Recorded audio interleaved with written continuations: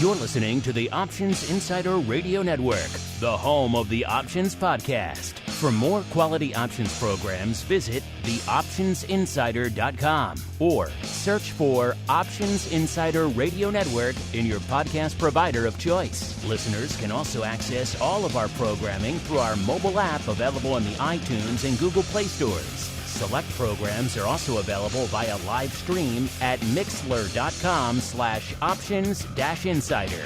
That's mixlr.com/options-insider. Don't forget to follow along with your favorite programs and submit your own questions for the hosts at twitter.com/options, stocktwits.com/options, facebook.com/theoptionsinsider, or via questions at theoptionsinsider.com.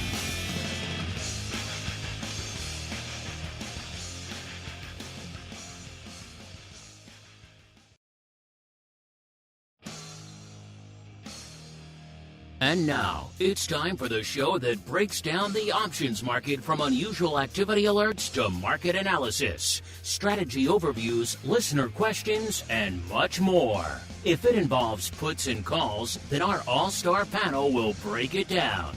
It's time to hit the Option Block with your host, Mark Longo from the Options Insider Media Group, and co-hosts, Uncle Mike Tosaw from St. Charles Wealth Management, along with Mark the Greasy Meatball Sebastian and Andrew the Rock Lobster Giovinazzi from OptionPit.com.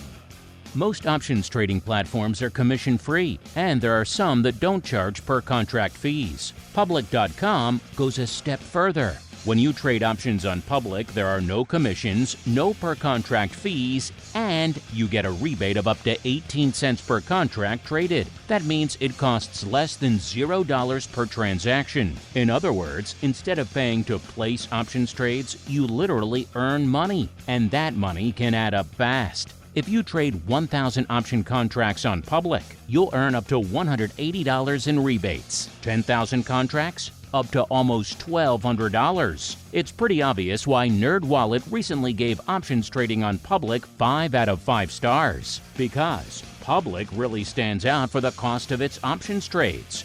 Their words, not ours. If you want to start paying less than $0 to trade options, check out Public.com and get a rebate of up to 18 cents per contract traded. Paid for by Public Investing. Options not suitable for all investors and carry significant risk. Full disclosures in podcast description. U.S. members only.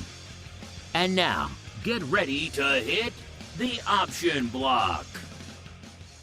All right, everybody, let's do it. Let us kick off another broadcast week here on the network. Hope you're rested, recharged, ready to go for another trading week. Hope you had a great weekend out there. If you're listening many months, weeks, or years down the road, hope you're just having a great day wherever you're listening to this. My name, of course, Mark Longo from the THE OptionsInsider.com. as well as from the network upon which you are about to commence a full week's worth of awesomeness, if I do say so myself. Remember, if you're not getting the full network, man, what are you doing?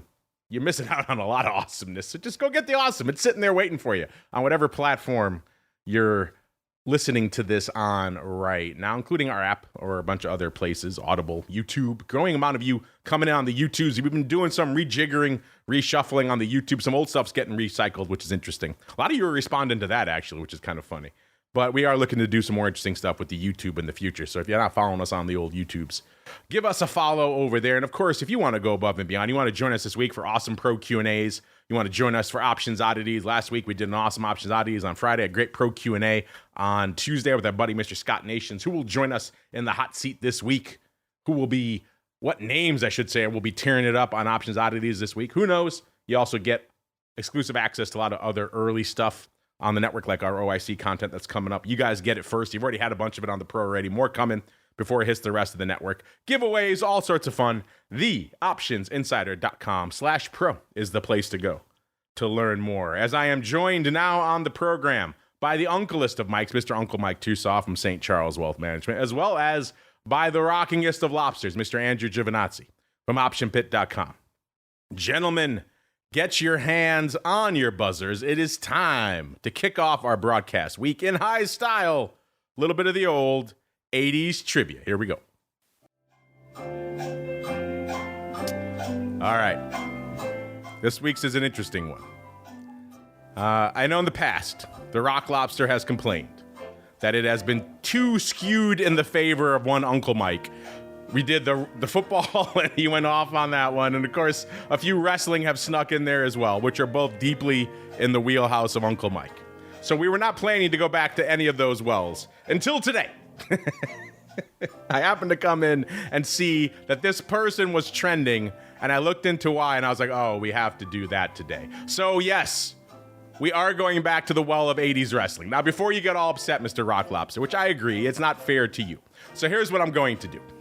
In order to try to even the scales out a little bit, because you are losing in the challenge as well. You get to go first, regardless. So Uncle Mike will have to sit on his hands for a second. You get to go first. And so listen to the full clue before... No, Uncle Mike's already trying to buzz. No, that buzz is not allowed. Rock Lobster goes first. Here is your clue, because it's a fun one. All right. Well, not fun, kind of sad too, but also fun. And I think Rock Lobster, you might actually have a reasonable chance at this one. All right, the reason why we are doing this today, because there are a handful of seminal, top tier, top of the food chain 80s wrestlers. When you look back at the pantheon, the Mount Rushmore of 80s wrestlers, there's a few that everybody has up there. Obviously, Hogan, that's one of the ones Andrew knows. I'll give you a hint. When it's not him. We're not talking about him today. But there are others. There are a couple others in particular that everybody loves. Everybody still talks about to this day. I've been to a number of recent modern wrestling events with my son over the last few years. I've seen a lot of people still to this day dressed up as this person when we go to these events. So that's how much this person still resonates in the modern world. One of the pantheon of 80s wrestlers, he died tragically 13 years ago to this very day, which is why he is trending on Twitter right now as we speak, why the world is collectively mourning the loss of this 80s wrestling icon, Mr. Rock Lobster. You go first. Uncle Mike, you have to be quiet, unless you want to give him the answer. But Mr. Rock Lobster, you have to name an 80s wrestler now. I told you it's not Hulk Hogan. All right, I'll go with Randy the Macho Savage. Yes, you did it. I knew you could get there. That's the only guy I know. I know. That's why I had to do this one. Tosaw. He's losing his mind. It's the only other person you know, and he's trending today, and he died today 13 years ago. Tosaw can give all the umbrage he wants. See, this question was far too stacked in his favor. I had to give you one bite at the apple first. And then... Oh my, I heard the howl from St. Charles, Illinois. It must have been like the call of the Macho Man himself. That's the volume I felt. Mr. Uncle Mike, can I assume safely you were going to say Macho Man, sir? I mean, Mark, I think you're too much involved in certain youth sports where everybody gets a trophy. That's just all I have to say. I'm just trying to even out. I can't come in here and throw out a Macho Man question. Everybody's a winner. Participation trophies, la-dee-da. Are you referring to my mega championship run on the flag football scene? I'm just saying. There is talk of Hall of Fame noms. I'm just saying for coaching. I'm just putting it out there. There's talk of maybe retiring our team name. I'm just saying. I'm just putting it out there. That's how legendary we were in our run. But we got to give a little something to the Rock Lobster. The man is isolated on the shores of Maine after all. He knows 2 80s wrestlers, and one of them was trending today.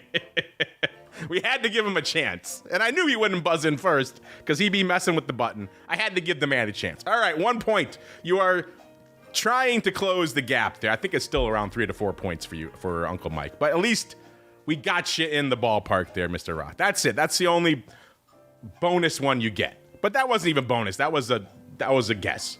Do I give you a chance for a half a point? For all For all This is I like knew, communism. We don't let being too successful. We're not going to let you play. I was expecting him to say Andre anyway and to screw it up. Then you could have swooped in for the steal, Uncle. That's what I was fully expecting. Him to say Andre the Giant. No, you said no. You did not all. You just said he only knows 2 wrestlers. That's one of them. He knows Andre too. This is a fix. The fix is on. Bridge. To the bridge. Half a point. I don't know what half a point there would be for Macho Man. Okay, no half a point. He's got to. We got to make the game. Who is his brother? Who is his father? Name his wife. I know you know all those. Those are easy. All right, Leapin' Lenny Poffo, sir. How dare you? The genius. As we keep on rolling right on into the trading block. It's time to break down the latest topics, trades, and trends in the world of options. It's time for the Trading Block. All right, listeners, welcome to the Trading Block, the portion of the show where we break down what the heck is trading. I'll let you folks be the judge. Was I too harsh on Uncle Mike? Was I too easy on the Rock Lobster? Remember, the Uncle Mike is the reigning champion from last year on 80s wrestling in particular. So he already has a leg up. The Rock Lobster, the guy's got one eye. We got to help him out a little bit too. Plus, it is a show. If this segment is not competitive towards the end of the year, who wants to listen to it? So we got to at least make it moderately competitive. So that's what we do. And I knew this was the one chance the Rock Lobster had to score a point in 80s wrestling. We had to seize it. We had to seize the moment. RIP to the Macho Man, one of the greats, one of the best to ever lace up the boots. If you want a good old school match to watch that is still regarded as one of, if not the best matches of all time, that still holds up even in the modern era where people are much more acrobatic. People forget Macho was ahead of his time. The guy was pretty acrobatic. Top rope, flying elbow off the top rope. Macho Man versus Ricky the Dragon Steamboat. Go check it out. It holds up even today. He doesn't get enough credit. He gets the ooh and all that stuff. Doesn't get enough credit for how actually good of a wrestler he was. And that match, Ricky the Dragon, one of the best as well. And those two together were fireworks in an era when Hogan was huge, but Hogan can't wrestle. Macho Man could bring it in all aspects of the game, and that's why he is so well regarded and indeed deeply missed today. Even the Rock Lobster knows who he is. That's saying something. As we keep on rolling, what are we saying about the markets out there today, listeners? It's kind of a mixed day. It depends kind of where you're hanging your hat out there, what kind of day you're having. Everyone's obsessed with this Dow 40K. I keep seeing headlines updated minute by minute. Dow's above 40K. Dow's below 40K. Who cares? Dow 40K. Who watches the Dow? If you like Amazon, maybe you like it. But outside of that, we're not going to talk much about Dow 40K. It is off 0.05% today. So there you go. Dow, one of the few indexes in the red today, making it a mixed day. S&P up about 1/3%. NASDAQ feeling its oats, up about 0.8%. And small caps even feeling their oats today, up about 0.6%. So it's a green day across the board. Our vol friends, as a result, they were taking a bit of a break. They're down from the Thursday show, but they're up about 1/3 of a point on the day. Trading right around 12.25 in VIX cash. Of course, because you're getting the weekend back. But if you go back to where we ended the show on Thursday, the last time we did the option block, we're down about 0.2 of a point. So still hanging out around that 12.25 level out there. VVIX at a 79, getting a little bit frothier again, up 2 points. We dipped below 75 not too long ago, which is, again, is somewhat rarefied air. If you want to hear us break that down a little bit more, check out volatility views out there. All right, a lot to unpack. Mr. Rock Lobster, you triumphantly won our Jeopardy 80s theme trivia game today. So let's start with that. If you have any enduring memories of one Randy the Macho Man Savage I can't believe it's been 13 years. We talked about it on this show, I believe, when it happened. So it doesn't seem like it was that long ago. If you have any enduring memories of one Macho Man. What was that? Didn't he wear a cowboy hat? He did wear a cowboy hat, yes. Kind of a flashy vest? He did wear a flashy vest, yes. Yep. And then I was going to say, he wore underwear, but all the wrestlers wear that kind of fancy underwear. Yeah. But that's I somehow seem to remember like when he was taunting somebody on the ring, he kind of had a loud taunt. But that's about all I can give you on Randy the Macho Man. He would wave Savage. the finger. He had a good like finger. He'd point at you and go, ooh, yeah, all that kind of stuff. And of course, I'll just say rest in peace. Rest in peace. Snap into a Slim Jim. He's pretty iconic for that too. He sold a lot of Slim Jims. That's about all I got on him. All right, what you got in the market today, sir? Well, I'm seeing a lot of stuff on Twitter about people complaining about how low VIX is. And, you know, the reality is you can only, you know, and I think there's like kind of a misconception about where volatility comes from in general. Like, you know, like who is the public trading with? I have a lot of my students, you know, they're not quite sure like where all these quotes come from. Like where does the trade come from? And you know what? Put it this way: if you know you're going to buy something, and you know you're going to buy it tomorrow and the next day and the next day, would you charge more? Would you spend more money on it today, or would you try to spend as little as possible on it today? So I think right now the liquidity providers, like, okay, we haven't had that. Did we have like 1-2% sell off this year so far? I mean, you got to be realistic, right? I think we've only had one where we closed down 2%, if that. And I don't even think we had one I know we had an intraday 2% drop, but I don't think we had a close to close 2% drop. And it's already middle of May. And even if it's only one, that is an incredibly resilient market. I don't care what anybody says. It's a Mike Tosaw kind of market. Hey, it's a kind of me market too. I'm an investor just like everybody else. So, you know, and I think most of the volatility has been on the upside. We have had like 2 to 3% runs higher in a 1 to 2 day span. You know, you can't, volatility just is not going to go down that much when we're going to keep blowing through strikes left and right. So I think we're kind of in that phase. And then right now, you know, we have NVIDIA earnings coming out. And if they're good, right, they're on the 22nd after the close. Like, you know, where do we go, right? We could kind of just like, okay, well, you know, the future is bright. It's AI. Microsoft is going to announce some AI thing, you know, like, you know, all of a sudden AI is all, we're kind of back in that, you know, very just bullish mode, kind of like the internet craze. Like, no, and what's funny is nobody can even imagine what life was like prior to the internet. Like, where are we right now? 2024. We've basically been on the internet, like I would say, hard since the mid 2000s, but like the late 1990s, people, you know, they were just trying to order stuff from Amazon. And, you know, I remember sitting in the pit with guys, and we were laughing about what this eBay thing was. And we're like, well, let's order a Frank Sinatra poster and see if it works. You know, that's like early internet, right? Ooh, let's order. And I got my Frank Sinatra poster, like, oh, I guess it works. It's not a scam. That was 30 years ago, basically. I mean, 28 years ago. So like, we're deep in this internet thing, and, you know, and wow. And some of those companies won, like Amazon. Okay. Early internet, eBay, Amazon, actually eBay was outperforming Amazon in the early days. And then Amazon, you know, went on to bigger. Microsoft finally figured it out, went to the cloud. They kind of languished trying to sell their stupid operating system and stuff. But anyway, so the market likes growth. And I think that's one reason why Chinese equities have performed so poorly, because as soon as a sector gets like any kind of size, like the government just invents something. We joked about it all the time, like with like the EDU, right? Wow, they have a growing online business. Wow, they have 1 billion Chinese, you know, nationals that could go online and learn. Wow, the sky's the limit. And the government's like, no more internet, no more e-learning. Boom, over. Stock down 90%. So, you know, well, thankfully we haven't got there yet. But right as of right now, it's like there's a lot of everybody's seeing sky's the limit on all this kind of stuff. So that's what makes stocks go up. And so I think we have the NVIDIA earnings. I think they're going to be the most important earnings of the year so far.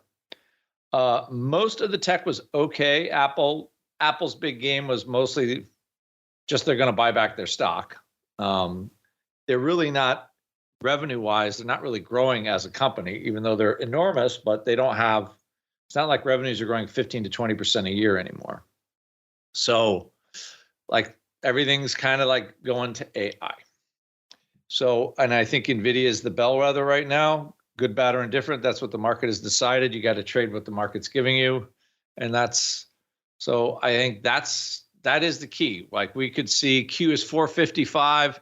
If the earnings are good, it wouldn't surprise me if the Q's up another 15, 18 points by the end of the week. 'Cause like they're going to buy everything, like all the junk, Intel will even go up.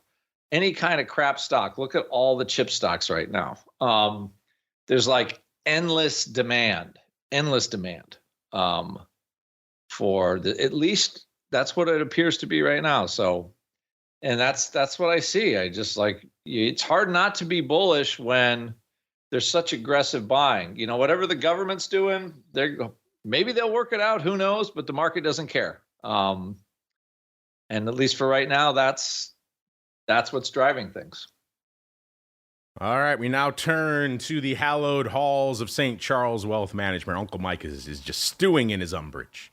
Mr. Uncle Mike, sir, if you have any, and I'm sure you have quite a few, you have any enduring memories of the one, the only Macho Man Randy Savage on the 13th anniversary of his untimely demise. I believe he had a heart attack while driving and then crashed into a tree.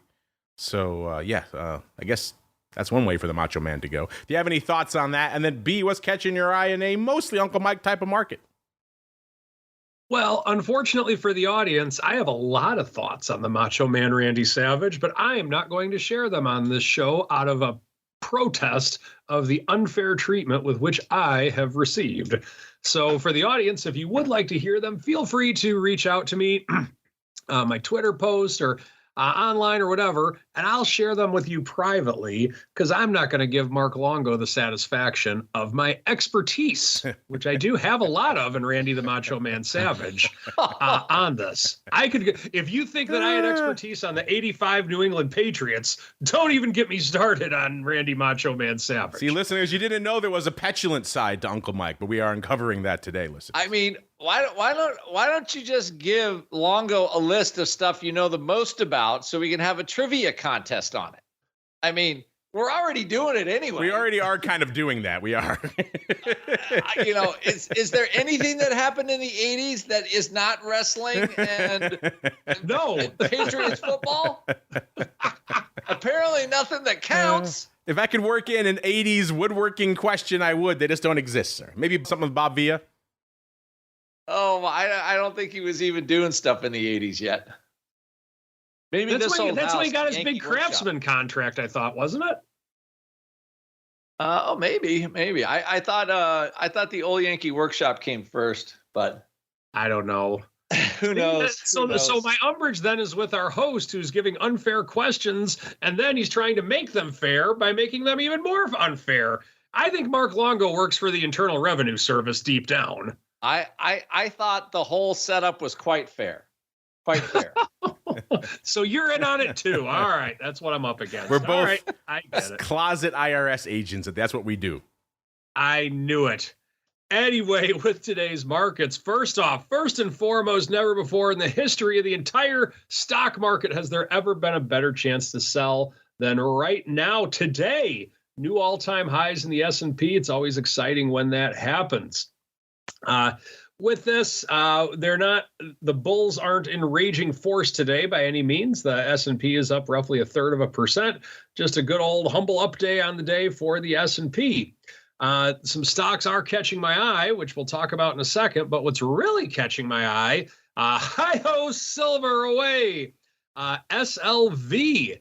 Silver, we are up at, I have to go back on my chart and really look at this to see what level of highs we are at, but we are at, I believe, 10-year, possibly 11-year highs in silver right now. SLV is up 50 cents on the day, 1.75%. And I've talked about silver. It comes like a thief in the night. I'm not saying that the thief is actually here yet, because by all means, I don't want to scare them away, but we're definitely getting some signs of the thief in the night coming and taking silver up to the 40s. You never know with where that's happening.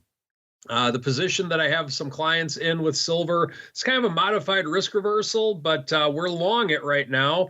and we do have hedges in place, but we don't have any upside capped. So in other words, we did kind of a modified risk reversal earlier in the year, and silver is not capped to the upside. So to quote Dr. Dre from the 90s, not the 80s, today was a good day. With that being said, some other things that are catching my eye right now. On the stock watch list, we have Netflix. That's up over 2.5% on the day, up $16. NVDA, ahead of its earnings, is up over 2% on the day, so it's a big day there. And somehow Apple just decided to go up again.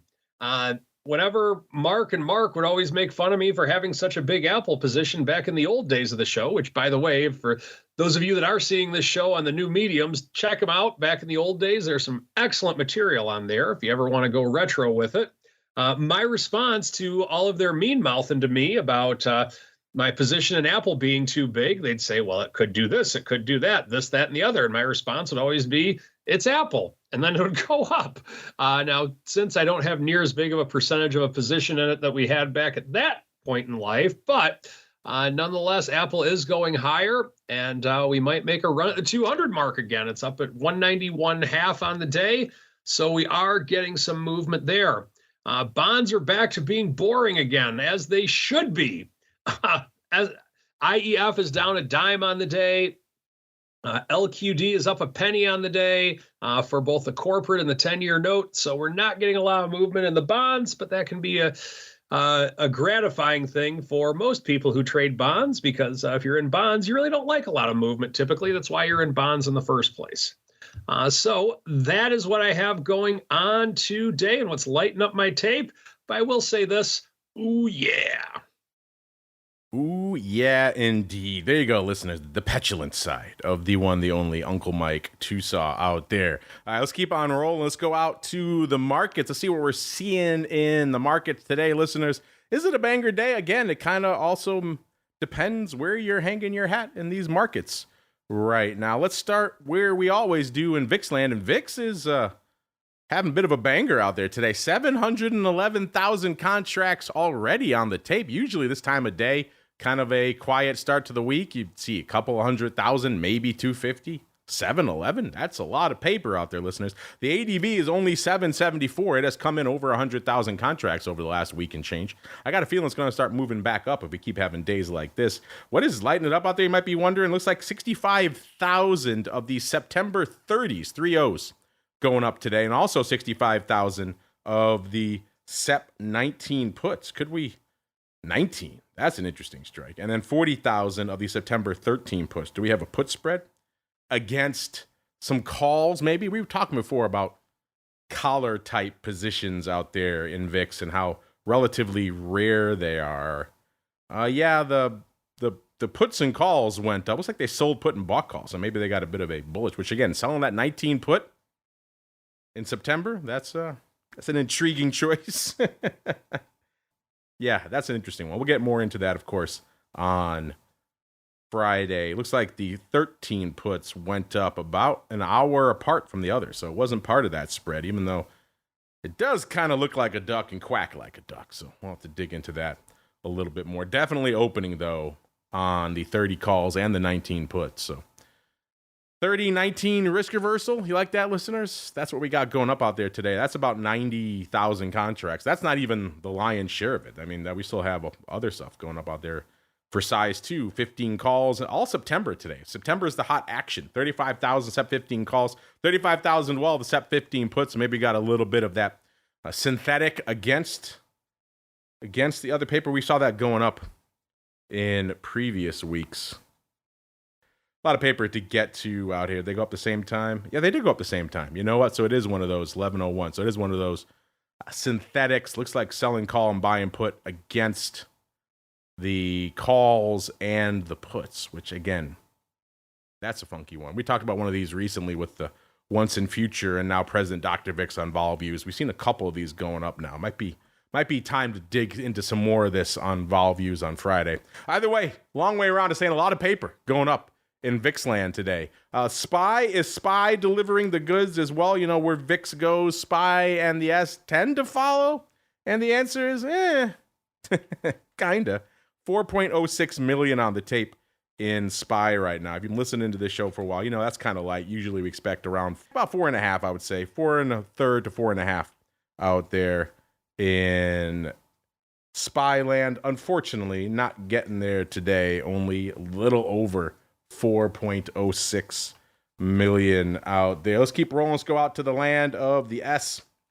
And the S also light, 1.4 million. We expect around 1 3/4 million this time of day. ADV a little bit shy of 3, 2.95 million. Small caps kind of sluggish, 355,000 on the tape out there for small caps. That's against an ADV of 1.2 million, so they need to turn it up if they're going to hit that today. And the Qs also looking decidedly sluggish out of the gate out there today. 1.76 million contracts on the tape right now. It's against an ADV of 3 and about a third. So, you know, they're on their way to hitting that newly lower ADV, but we usually expect the Qs to be around 2 to 2 1/4 this time of the show. Let's go out to single names, see if things are lighting it up out there. Is it a banger day? It's respectable. Cost you 198,000 contracts to break into the top 10 today. That gets us to our old friend Robinhood. Robinhood having a good little run of late. It's at about 20.5 bucks right now, up about 40 cents or nearly 2% today. That's on the heels of a nice pop on Friday where it rallied from about 17.90 all the way up to about a little over 20 bucks. So a nice pop on Friday. What was driving that? Looks like Bank of America upgraded them on Friday, listeners, saying retail's becoming active again. So they raised their price target. They had a $14 price target on before. They raised it to $24. What are we doing? What are we doing with these analysts? But there we go. That was enough to at least drive the stock up to a nice rally out there. But wow, that's a heck of a move in your price. That just says all of your analysis was completely wrong. You're moving it. You're nearly doubling the price target out there. There you go. Great analysis, Bank of America. HOOD coming in at number 10, 198,000 contracts.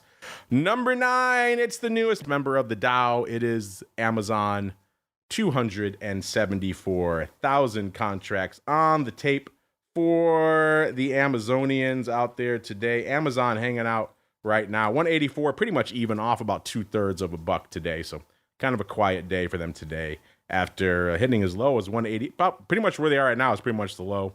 And then they rallied up to 186 2/3 and then right back down again. So they were feeling some love like the rest of the Dow. Now, not so much. Oh, this will be interesting for crypto coming up in a little bit. Number 8 is our old friend Mara, 22 even, up 2.5 bucks right now, about 13%. Good for 282,000. This one's kind of been all over the place. I've said it before, I'll say it again. If you're looking for a volatile name that does some options paper, you could do worse than this one. If you're looking for a little bit of action, this one won't bore you at the very least out there. You might get run over, but hey, that's what you're coming to the dance for if you're looking for volatility. Number 8, it's Mara, 282,000 contracts. And the number 8 spot, Amazon, of course, number 9, 274,000. Number 7, we were just talking about this on Thursday with the Flowmaster. All of us collectively lamenting the fact that maybe we let this one slip through our grasp because we weren't doing a lot of scans for nickel stocks that are about to be delisted. So it was off all of our radar. And yet this is, of course, everyone's new favorite, Faraday Future Intelligent Electric Inc. Say that 5 times fast. Ticker symbol FFIE. Just all over the place over the course of the past week. Went from a nickel last week to, almost $4. 386 is where it closed. I think it got over 4 intraday. And then right back down this morning to Friday even. Went from nearly $4 or over $4 to 82 cents. We talked about it on Oddities on Friday a bit. So it had just quite the day. Rallying again today. Rallying a good 60 cents now, or nearly 60%. So it's another day for just bonkers craziness out here in FFIE. Let's look. Do we dare to go into those waters, listeners? Yes, we dare. That's what we're here for. Let's go out and see what's lighting it up out here in FFIE today. The big trade, 38,000 of the June 2 calls, followed by 34,000 of the June half puts. What a dichotomy. Half puts and 2 calls. And then splitting the uprights, we got the 1 puts, 30,000 of those bad boys. Oh.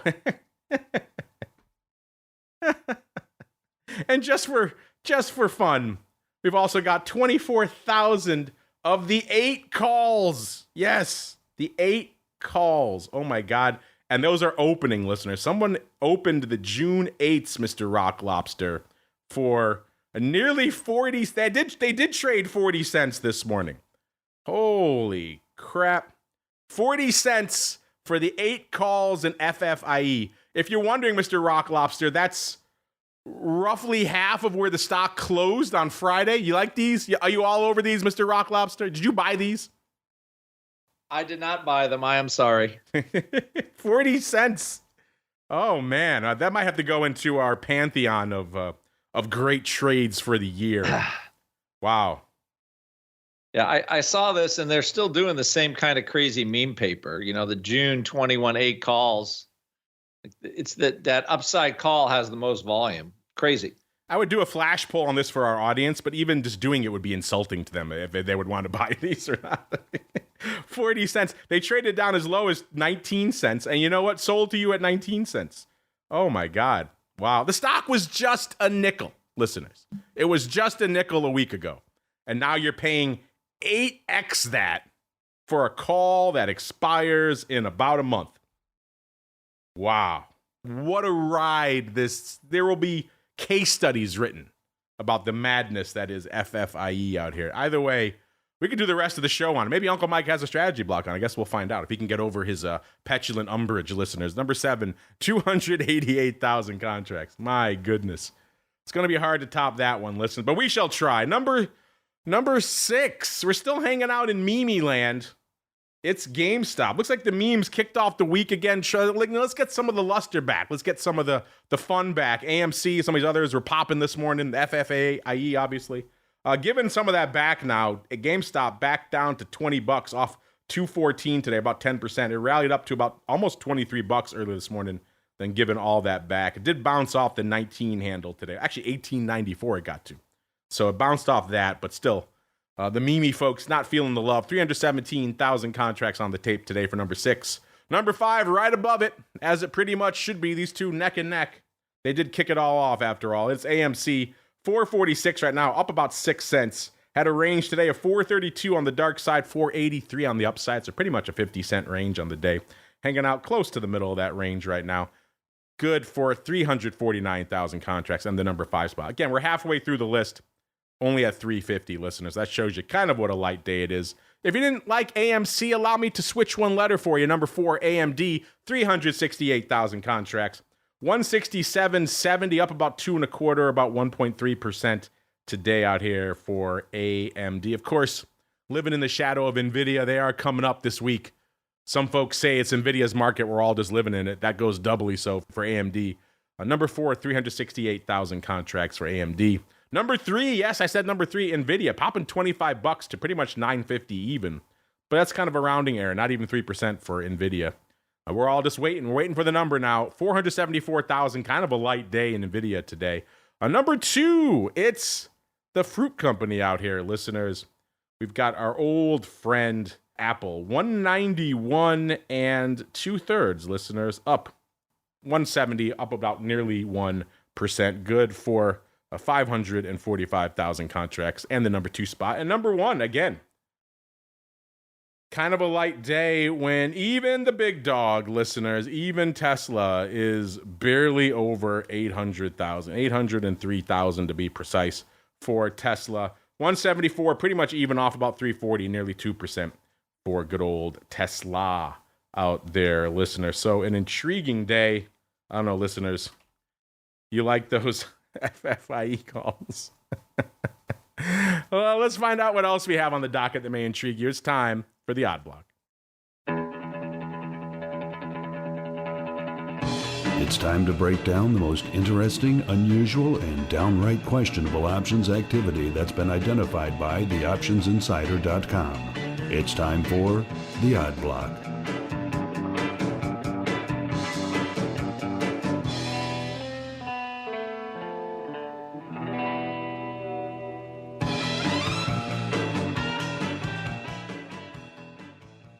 All right, listeners, we'll see if we can top those June 8s for 40 cents in FFIE. That's getting pretty bonkers. but we'll see if we could at least come close. Listen, let's go out first. This is a newcomer to the. I always love when we have some new blood on the old show. This is everyone's favorite. No, it's not Yum Brands, which you might be forgiven for seeing the ticker. It's YMM. You're like, Yum, nope. This is Full Truck Alliance Company Limited. You can probably guess by the dissonance between the ticker and the name that this is an ADR out of China. Ticker symbol Yum. Who doesn't say Yum when you look at a truck? The Rock Lobster knows how I love an appropriate ticker. This one, not so much. A $9.50 today, up about a dime or about 1% for everyone's new favorite Yum. A year ago was 5 3/4, so it's been a good year. Up 65%, nearly $4, about 3 3/4, including a nice rally from March of this year. It was trading still about $6 in March, so it was kind of a wasted year until March. Really, all this rally has come in the last few months, from $6 even up to $9.50 today. So a nice run they've been on for Yum. I guess things are yummy heading into the Full Truck Alliance out of China. I'm not sure if this is a shipping name, if they make electric trucks. Not sure what they do on the trucking side, but they've had a banger couple of months. And looks like, Mr. Rock Lobster, somebody thinks the yummy times will continue. Somebody coming in this morning, scooping the June 10s for 44 cents. So that's going to be a good poll question. FFIE June 8s or the June 10s in Yum for about the same price. Which would you rather buy? They have earnings coming up tomorrow before the bell. So this is clearly an earnings swing for the fences. 44 cents, 10,000 times, lifting the offer, 55 vol. The stock was exactly here when these went up. Mr. Rock Lobster, I know you love a good bit of Yum. What are your thoughts on this Yum Call-Palooza? Is it, dare I say, yummy, sir? You know what's funny is there is a Chinese restaurant in town, which is very good. Kind of classic, you know, the wife is working the counter, the husband's in the back making like 100 orders. It's very good. It's called Yummy. Yummy. So I guess if they had a ticker, it would be YMM. Let's see here. YMM. Oh my gosh. Well, you know what? These are not near as bad as the FFIE crazy calls. No, not at all. Now this is, you got the electric truck, this has actually some potential to be something. So I would not be as critical of these because the stock's making a move. Yeah, these have a shot. They have a shot for sure. The FFIE thing, I mean, who the heck knows at this point? I just love they're paying 8x the value of the stock exactly a week ago for these calls now that expire in about a month. That's just where we are, Mr. Lobster. My goodness. A little madness. My goodness. It's going to be hard to top that. Let's keep rolling. Then we got to get out to the king of the umbrage out there. Let's go out to one more. Let's keep the craziness afoot out here. Let's go out to another newcomer. Let's keep it in China. Let's keep it in EVs. Let's go out to Beijing to Li Auto Inc. Ticker symbol Li, LI. Trading 21 3/4, off about $3.15 or a little over 12, almost 13% today. So not exactly a banger day for Li Auto Inc. You know, this sector, especially when you add anything with China already has a little bit of volatility to it, as the Rock Lobster just alluded. And then now you add EVs to it. You got two really heady cocktails being mixed together. It's a volatile stew there. And a year ago, it was trading $29.50. They're off nearly $8 or 26% on the year. They rallied for the first time in August up to about $46, $47. Then they gave it all back by January 3rd. They were down on the year. They were down to about $27, and they hung out there in January. And then they rallied hard again in late February. February 27th, they got up to, I think they're the high for the year of about 47 1/3. And then from there, it's been just, they had a good, solid earnings beat. And then solid 2024 plans, as they say. Stock gained about 20% in a day. And then it seems like those plans just evaporated into the ether within a couple of days because they were down back again to $36 just in a couple of sessions. And now, of course, they've been selling off ever since, down to where they are right now, 21 3/4. So I guess so much for those solid 2024 plans. Just a few months later, just poof, they're gone. And now it looks like we've got another bad announcement.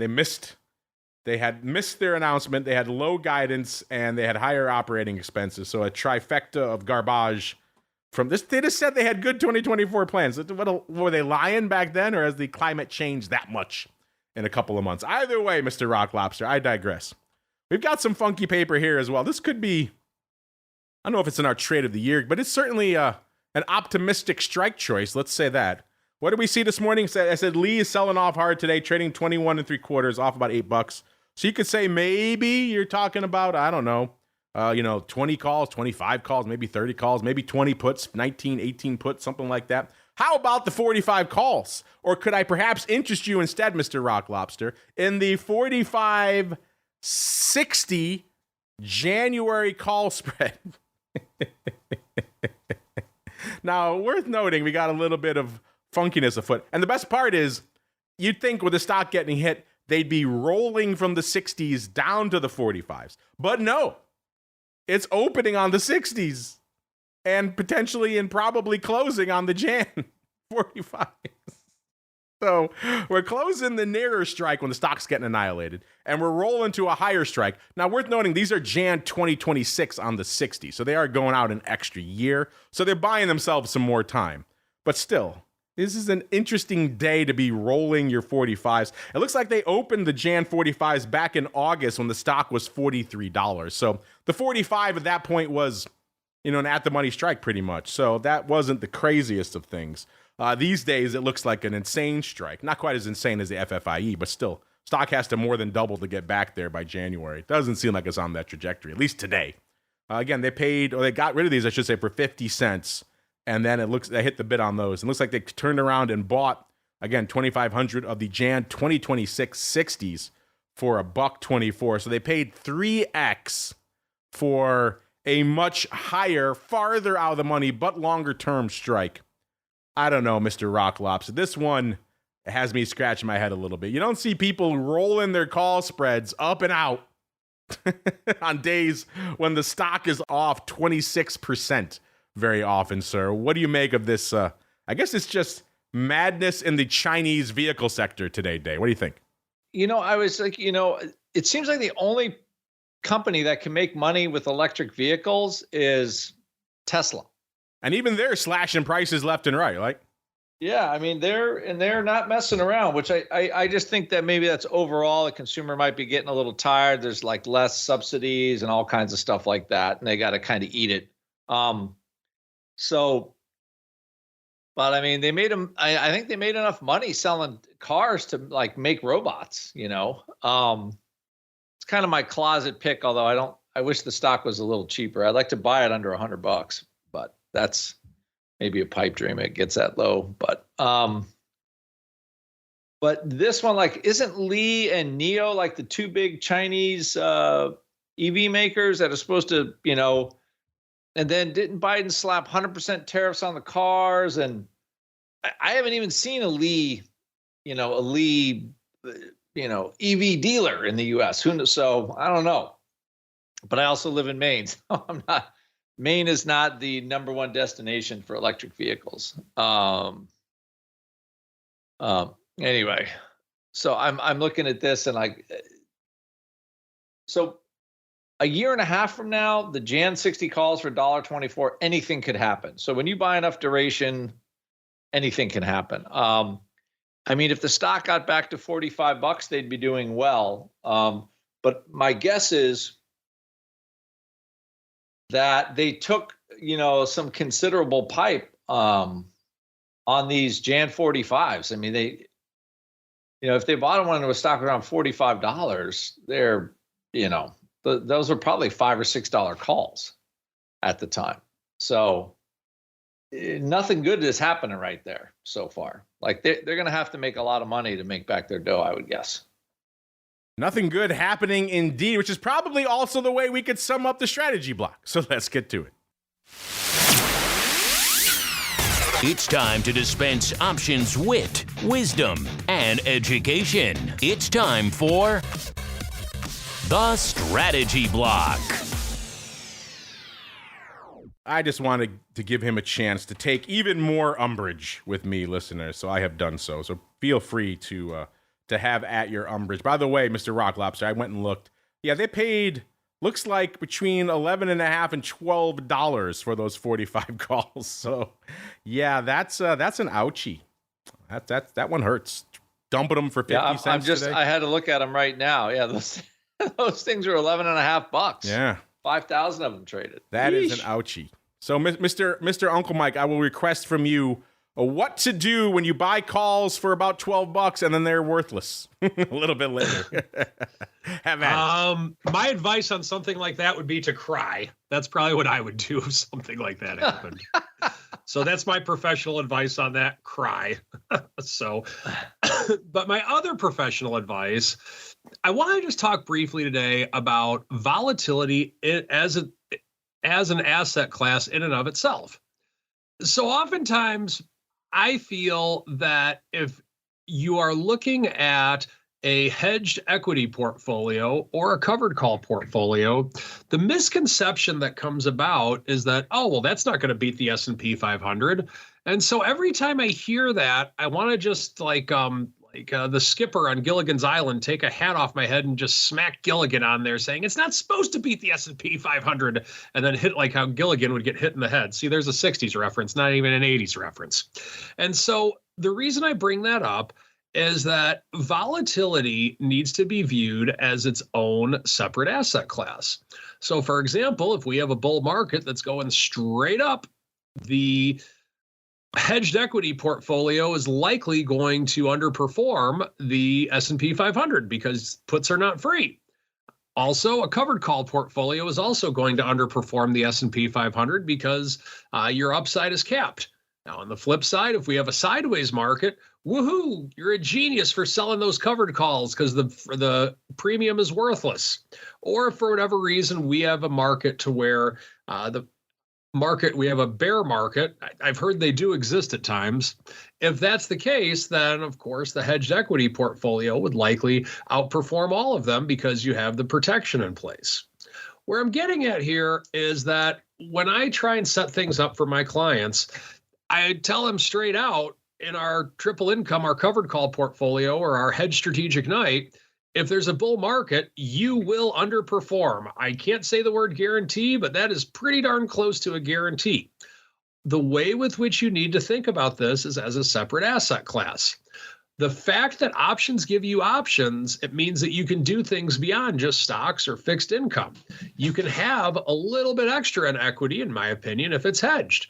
Or if you're concerned about downside risk or you're taking income from the market, then covered calls can be a wonderful thing. So understand that hedged equity or covered calls, or as I like to put it, volatility as an asset class, it's not designed to outperform the S&P 500. It's designed to be non-correlated and kind of in its own world. I'll be doing a webinar on that on Tuesday night. For more information on that, stay tuned for Around the Block. It's time to tell you what we'll be watching on our trading screens until the next episode. It's time for Around the Block. All right, listeners, time to tell you what we're keeping an eye on until we gather here together with the Flow Master again on Thursday. One thing a lot of us will be watching are the big NVIDIA earnings. Such a big deal now. It is our question of the week right now. Just went live right before the start of the show, listeners. We're asking you, it was trading at about $78, the at the money straddle in NVIDIA heading into the announcement. If you're wondering, that's about $10 more than NVIDIA has averaged in terms of movement during its past few announcements. So a little bit extra juice on top there in NVIDIA. We're asking you quite simply, $78, is that too cheap, too expensive, just right, or are you just staying the hell away from this whole thing? And right now, with only about an hour's worth of voting, 45.5% of you are saying you're not touching NVIDIA with a 10-foot pole. 27.3% saying it's cheap. $78, not enough juice. 18.2% saying $78, it's too expensive, don't want to touch it. and a 9.1%, or maybe you want to sell it, and then 9.1% of you coming in on the Goldilocks just right. Of course, that'll be live through the earnings of NVIDIA on Wednesday. It doesn't make sense to run it too much beyond that, obviously, because we'll have the answer in our hot little hands. But intriguing stuff nonetheless. Let's go around the horn. Let's start with you, Mr. Rock Lobster. What do you think about the NVIDIA straddle? $78, too cheap, too expensive, or just right? Are you staying the hell away? B, what else are you keeping an eye on for the rest of the week, sir? I think it's pretty fairly priced, to be honest. So if the earnings are bad, it's down $150, easy, and the earnings are good, it's over 1,000. So, it seems at least fairly priced there. I think the NVIDIA earnings, biggest earnings report of the year. It's like how Apple used to drive the market, maybe 6-7 years ago when Apple was the big stock, the big growth stock.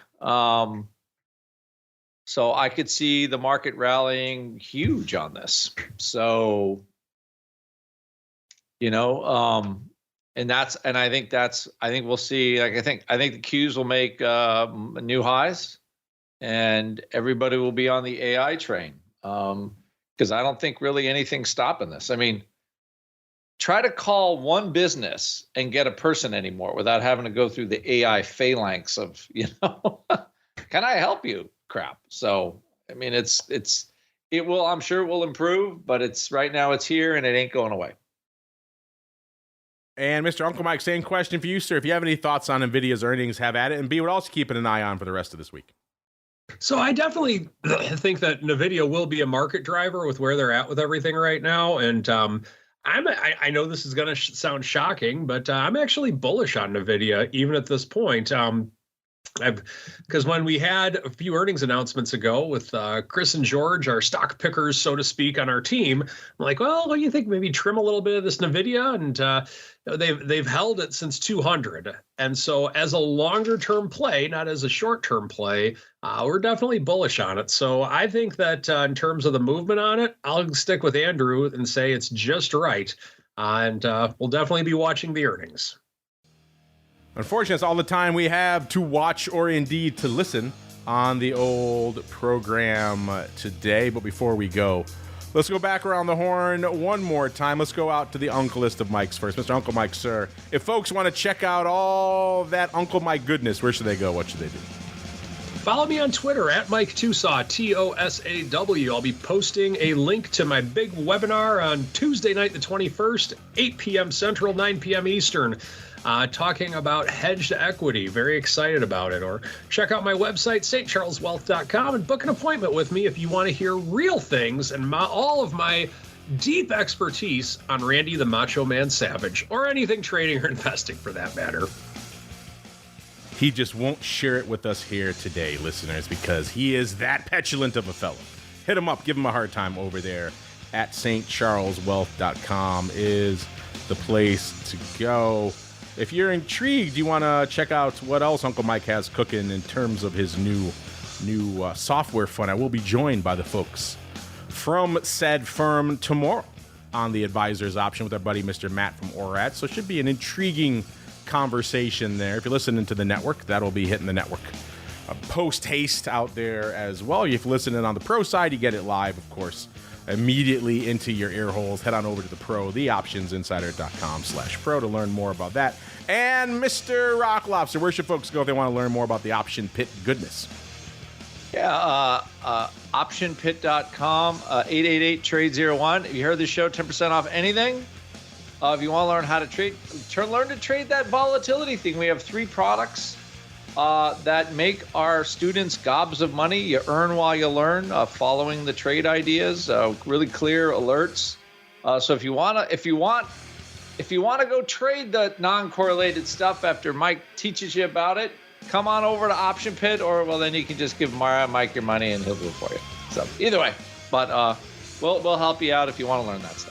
There you go, optionpit.com, the place to go to learn more. Got to get on out of here, listeners. Back again in a little bit with the crypto run. Oh, I forgot to mention our friends over there at public.com, the place to go. They're liking it so much, they're liking you folks so much, they just extended their run on the show. So keep it up, head on over to public.com. Tell them we sent you. They're loving to hear that from you folks over there. Kick the tires and light the fire, see what they have on the options front.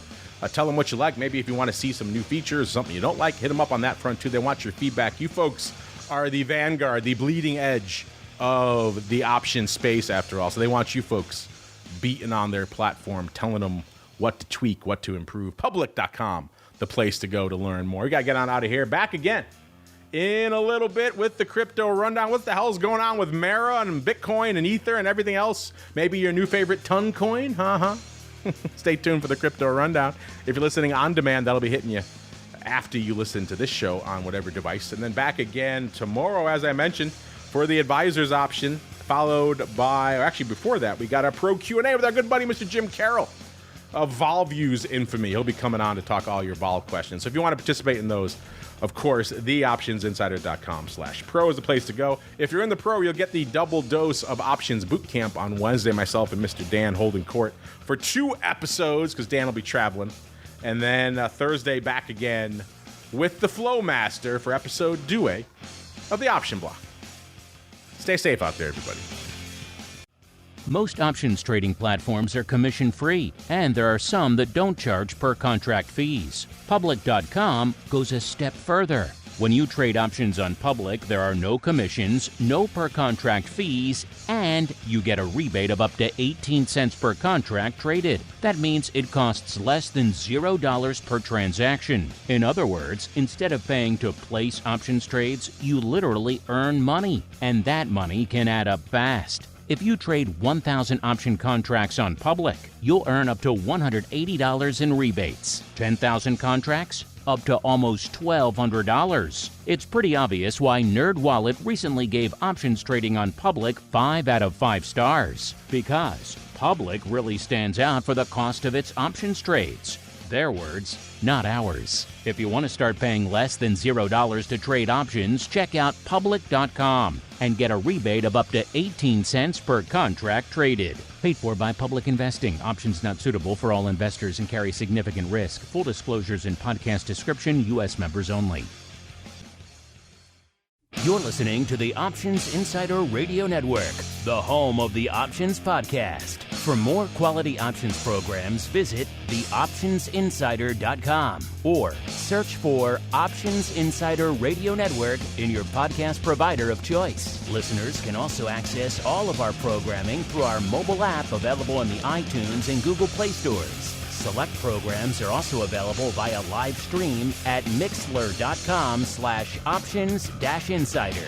That's mixlr.com/options-insider. Don't forget to follow along with your favorite programs and submit your own questions for the hosts at twitter.com/options, stocktwits.com/options, facebook.com/theoptionsinsider, or via questions at theoptionsinsider.com.